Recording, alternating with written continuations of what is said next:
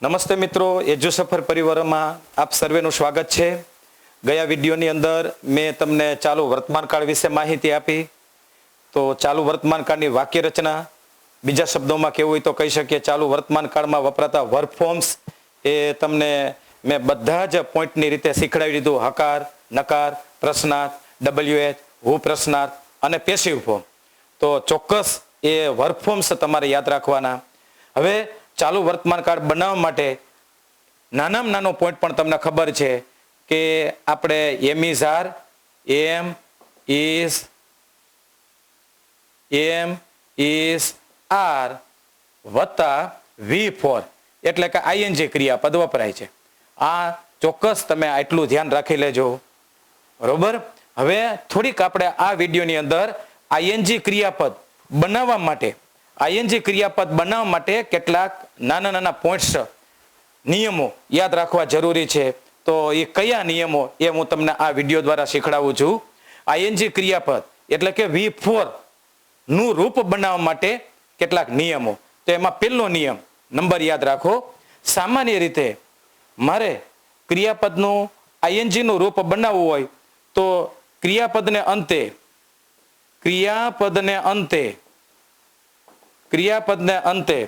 ING લગાડવાથી V4 એટલે કે ING ક્રિયાપદનું રૂપ બને છે. આઈએનજી રૂપ બને છે. દાખલા તરીકે આપણે એક શબ્દ લઈએ ગો. તો મારે આ ક્રિયાપદનું ચોથું રૂપ બનાવવું છે તો હું અહીંયા તરત જ સીધું ગોઈંગ, તો આઈએનજી મેં પ્રત્યય લગાડ્યો એટલે V4 બની ગયું. દાખલા તરીકે બ્રિંગ, તો બ્રિંગિંગ, BRING, બ્રિંગિંગ, તો મેં અહીંયા સીધું આઈએનજી લગાડ્યું તો એ ક્રિયાપદનું ચોથું રૂપ બની જાય છે. તો સામાન્ય રીતે ક્રિયાપદને અંતે આઈએનજી લગાડવાથી ક્રિયાપદનું V ફોર્મનું રૂપ તૈયાર થાય છે. દાખલા તરીકે આપણે એક શબ્દ લઈએ વર્ક, તો વર્કિંગ, WORKING, વર્કિંગ, તો એ ક્રિયાપદનું ચોથું રૂપ. દાખલા તરીકે અહીંયા ડુ શબ્દ છે તો ડુઈંગ, આઈએનજી રૂપ બને છે. તો પહેલો પોઈન્ટ આપણે એ યાદ રાખીશું. સામાન્ય રીતે ક્રિયાપદને અંતે આઈએનજી લગાડવાથી ક્રિયાપદનું ચોથું રૂપ એટલે કે V4 બને છે. પહેલો પોઈન્ટ. બીજો પોઈન્ટ, જે ક્રિયાપદને અંતે આપણે મૂળ ક્રિયાપદ પણ કહી શકીએ, જે ક્રિયાપદને અંતે ઈ હોય તો તેમાં ઈ હોય તો ઈને દૂર કરી આઈએનજી પ્રત્યય લાગે છે. તો કેટલાક ક્રિયાપદો એવા છે કે જેમાં અંતે ઈ આવતું હોય. દાખલા તરીકે એક આપણે શબ્દ લઈએ રાઈટ. તો અહીંયા મિત્રો તમે જો ઈ શબ્દ ઈ પ્રત્યય લગાડ્યો છે. હવે મારે રાઇટિંગ લખવું છે તો ઈને દૂર કરી અને પછી આઈએનજી લગાડવામાં આવે છે રાઇટિંગ. ઈને દૂર કરી પછી તમારે આઈએનજી પ્રત્યય લગાડવો. દાખલા તરીકે ગીવ, તો ઈને દૂર કરી પછી આઈએનજી લગાડવો ગીવિંગ. દાખલા તરીકે ડ્રાઈવ, DRIVE, ડ્રાઈવ, તો અહીંયા ઈને દૂર કરી અને આઈએનજી લગાડવો ડ્રાઇવિંગ, DRIVING. તો સામાન્ય રીતે જે ક્રિયાપદને અંતે ઈ આવતું હોય અને મારે આઈએનજી લગાડવાનું થાય તો ઈને દૂર કરી પછી આઈએનજી લગાડવામાં આવે છે. તો write, writing, give, giving, drive, driving, take. તો મારે ટેકિંગ લખવું છે તો હું સૌથી પહેલા ઈને દૂર કરીશ અને પછી આઈએનજી લગાડીશ ટેકિંગ. તો આ આપણે બીજો પોઈન્ટ યાદ રાખીશું. ત્રીજો પોઈન્ટ, અમુક ક્રિયાપદો એવા છે કે જેમાં ક્રિયાપદને અંતે એલ આવે છે. તો અમુક ક્રિયાપદને અંતે એલ હોય તો આઈએનજી લગાડતા પહેલા એલ બેવડાય છે. એવા બહુ ઝાઝા ક્રિયાપદો નથી મિત્રો. 12 ધોરણ સુધી અને રોજબરોજના વપરાશમાં તમે 2 કે 3 ક્રિયાપદ યાદ રાખો કે જેમાં આઈએનજી લગાડતા પહેલા છેલ્લો એલ બેવડાય છે. તો એમાં સૌથી પહેલા પેલો પોઈન્ટ આપણે યાદ રાખીએ. દાખલા તરીકે ટ્રાવેલ, તો મારે ટ્રાવેલિંગ લખવું છે તો TRAVELLING ટ્રાવેલિંગ થશે. દાખલા તરીકે કોરલ, QUARREL, તો મારે કોરલિંગ લખવું છે તો QUARRELLING કોરલિંગ.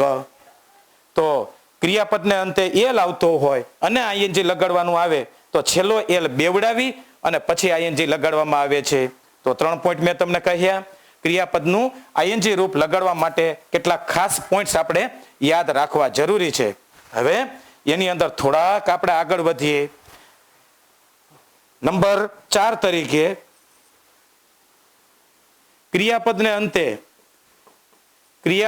અંતે વ્યંજન હોય અને આગળ ટૂંકો સ્વર હોય તો છેલ્લો વ્યંજન બેવડાવી આઈએનજી પ્રત્યે લગાડવું, આઈએનજી લાગે. દાખલા તરીકે આપણે કેટલાક ઉદાહરણ લઈએ આની અંદર. કટ, પુટ, સીટ, રન, સ્વીમ,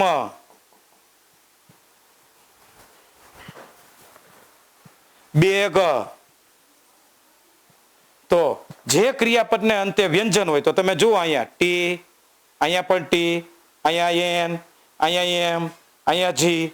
જે ક્રિયાપદને અંતે વ્યંજન હોય અને આગળ ટૂંકો સ્વર હોય તો તરત તમને પ્રશ્ન થાય ટૂંકો સ્વર એટલે? મિત્રો એ બોલવામાં ઝડપથી બોલાતો હોય. Cut, put, sit, run, swim, bag, આવા ઝડપથી એના ઉચ્ચાર થતા હોય. તો એટલા એ બહુ ઝાઝા નથી, 7 કે 8 જ આટલા ક્રિયાપદો છે કે જેમાં આઈએનજી લગાડતા પહેલા છેલ્લો વ્યંજન બેવડાવી અને પછી આઈએનજી લગાડવામાં આવે છે. તો કટ, તો મારે કટિંગ મારે લખવું છે તો CUTTING કટિંગ થશે. છેલ્લો વ્યંજન બેવડાય, આગળ ટૂંકો સ્વર છે, ઉચ્ચારમાં થોડીક ઝડપથી બોલાય છે એટલે એને ટૂંકો સ્વર કહેવામાં આવે.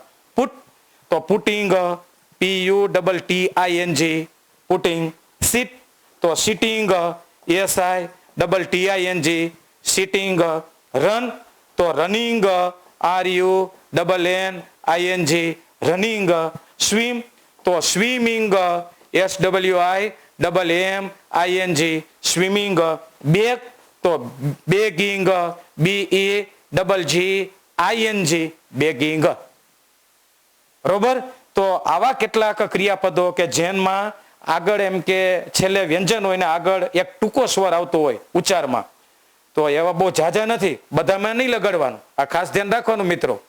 તો આટલા 7-8 જેટલા ક્રિયાપદો છે કે એમાં પુટ છે, કટ છે, સીટ છે, હીટ છે. બરોબર. હીટ હોય તો હીટિંગ, HITTING હીટ, ઉપરથી હીટિંગ.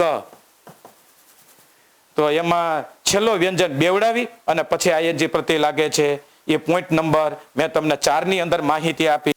હવે 5મા પોઈન્ટની અંદર હું તમને કહું 3 ક્રિયાપદો એવા છે કે જેમાં ક્રિયાપદને અંતે આઈ આવે.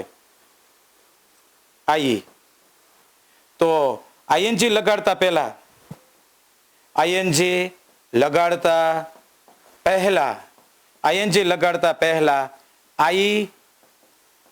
આઈને વાયમાં ફેરવી નાખો, વાયમાં ફેરવું અને પછી આઈએનજી લગાડવાનું. તો 3 જ ક્રિયાપદો છે એવા. દાખલા તરીકે ડાય, ટાય, લાય. તો મારે ડાઈંગ લખવું છે. બરોબર. તો આ આઈ છે એને દૂર કરી અને એને હું વાયમાં ફેરવીશ તો DYING. આઈ ને વાયમાં ફેરવી અને પછી આઈએનજી લગાડો, ડાઈંગ. દાખલા તરીકે ટાઈંગ છે TYING, તો આ આઈ એને બદલે મેં વાય રાખ્યું અને પછી એમ કે આઈએનજી લગાડ્યું. લાઈંગ મારે લખવું છે તો આઈ ને દૂર કરી એલ વાય આઈએનજી, એટલા 3 જ છે 12 ધોરણ સુધી.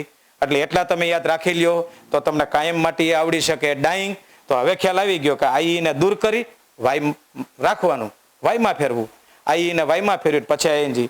ટાઈંગ લખવું છે ટી વાય આઈએનજી, લાઈંગ લખવું છે એલ વાય આઈએનજી. આ 5મા પોઈન્ટમાં આપણે યાદ રાખીશું. હવે 6થા પોઈન્ટની અંદર તમને કહી દઉં મિત્રો, સામાન્ય રીતે આપણે ડી લગાડીએ ત્યારે વાય નો આઈ કરીએ છીએ, પણ અહીંયા વાય નો આઈ નથી થતો. જો ક્રિયાપદને અંતે વાય હોય તો તરત જ આઈએનજી લગાડે, આઈએનજી લાગે છે એટલે કે વાય નો આઈ થતો નથી. દાખલા તરીકે અહીંયા આપણને શબ્દ છે ક્રાય, CRY, તો આપણને તરત એમ થાય કે ભાઈ વાય નો આઈ કરી અને પછી આઈએનજી આગળ, એમ કે છે અંતે વાય છે ને આગળ વ્યંજન છે. તો અહીંયા એવું કંઈ યાદ રાખવાનું નથી. જે ક્રિયાપદને અંતે વાય આવતું હોય અને મારે V4 રૂપ બનાવવું છે, V4, તો વાય ને અંતે તરત જ સીધું આઈએનજી લગાડી દેવાનું. દાખલા તરીકે ક્રાઇંગ, CRYING. દાખલા તરીકે ટ્રાય, TRY, તો મારે ટ્રાઇંગ લખવું છે TRYING. દાખલા તરીકે ફ્લાય, FLY, ફ્લાય, તો મારે ફ્લાઇંગ લખવું છે તો FLYING, ફ્લાઇંગ. દાખલા તરીકે કેરી, CARRY, મારે કેરિંગ લખવું છે તો CARRYING. તો અહીંયા આઈએનજી પ્રત્યેની અંદર વાય નો આઈ થતો નથી. એ પોઈન્ટ દ્વારા આપણે યાદ રાખીશું. તો ક્રિયાપદનું V4 આઈએનજી રૂપ બનાવવા માટે મેં તમને આ 6 પોઈન્ટ્સ તમે કીધા, તો એ ચોક્કસ તમે તમારા ધ્યાનમાં લેજો. અહીંયા આપણે ચાલુ વર્તમાન કાળના વર્ક ફોર્મને લગતી કમ્પ્લીટલી માહિતી પૂરી થાય છે. હવે પછીના મારા વિડીયોની અંદર હું તમને ચાલુ વર્તમાન કાળનો ઉપયોગ કયો છે તેના વિશે સરસ મજાની માહિતી આપું છું. મિત્રો એક પોઈન્ટ એમ કે યાદ રાખજો, ઘણા વિદ્યાર્થી રાઇટિંગ લખે છે ને WRIT, તો ઈ દૂર કરી અને ડબલ ટી કરી નાખે છે. તો આપણે ડબલ ટી નથી કરવાના આવતા. ઈ હોય તો ઈને દૂર કરીને ફક્ત ખાલી આઈએનજી લગાડવામાં આવે છે. રિટર્નમાં થાય WRITTEN, પણ રાઇટિંગમાં ડબલ ટી લખવામાં આવતું નથી. રાઇટિંગની અંદર ડબલ ટી આવી રીતના ક્યારેય લખાતું નથી. રાઇટિંગમાં એક જ એમ કે ટી આવે છે, રાઇટિંગ. એટલે આ ઘણા વિદ્યાર્થીઓ એમ કે લખવામાં ભૂલો કરતા હોય. Thank you very much friends. તમને અમારા વિડીયો પસંદ પડતા હોય તો ચોક્કસ તમે લાઈક કરજો, શેર કરજો, તમારા યુટ્યુબની અંદર તમે કોમેન્ટ્સ અને સબસ્ક્રાઇબ કરજો. થેન્ક યુ મિત્રો. Jobs, GK, current affair, education ન્યૂઝના તમામ અપડેટ મેળવવા માટે આપ પ્લે સ્ટોર ખોલો. પ્લે સ્ટોરમાં જઈ સર્ચ બોક્સમાં EDUSAFAR લખી સર્ચ કરો. પહેલી જ એપ્લિકેશન આવશે એને આપ ઇન્સ્ટોલ કરો.